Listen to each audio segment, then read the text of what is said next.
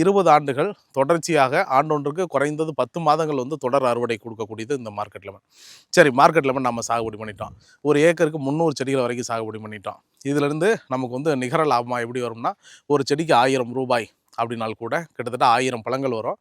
ஒரு ஏக்கருக்கு 3 லட்ச ரூபா வரும். சரி, இது வந்து 1000 பழங்கள் கொடுக்கறதுக்கு கிட்டத்தட்ட 3 வருஷம் 4 வருஷம் ஆகும். 1.5 வருஷத்தில் வந்து அறுவடை தொடங்கினால் கூட நல்லா, அதாவது வந்து ஃபஸ்ட்டு ஸ்டார்டிங்கில் வந்து ஒரு 5 கிலோவிலேருந்து 10 கிலோ வரைக்கும் வரும். அதுக்கப்புறம் 2 ஆண்டுலேருந்து 3வது ஆண்டு அந்த இடைப்பட்ட பிட்வீனில் பார்த்தீங்கன்னா நமக்கு ஒரு செடியிலேருந்து பார்த்தீங்கன்னா ஒரு 300லேருந்து ஒரு 500 பழங்கள் வரைக்கும் வரும். ஆஃப்டர் 3 இயர்ஸ் பார்த்தீங்கன்னா நமக்கு ஒரு 500லேருந்து 700 பழங்கள் வரைக்கும் வரும். ஆஃப்டர் 4 இயர்ஸ் பார்த்தீங்கன்னா நமக்கு வந்து ஒரு 1000 பழங்கள் வரைக்கும் வரும்.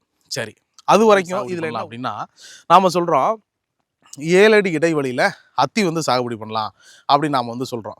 எப்படி 7 அடி இடைவெளியில் வந்து அத்தி வந்து சாகுபடி பண்ணுறது அப்படின்னு சொல்லி கேட்டிங்கன்னா, ஒரு செடிக்கும் இன்னொரு செடிக்கும் இடைவெளி பார்த்தீங்கன்னா கிட்டத்தட்ட 12 அடி வச்சுருக்கோம் இல்லைங்களா, அதில் 6வது அடியில் அத்தி சாகுபடி. இது நடவு பண்ணி கிட்டத்தட்ட 2 மாதங்கள் ஆகுது. நம்ம சொல்கிறோம் அத்தி அரை அடி நாற்றுக்களாக வந்து நாம் வந்து கொடுப்போம்.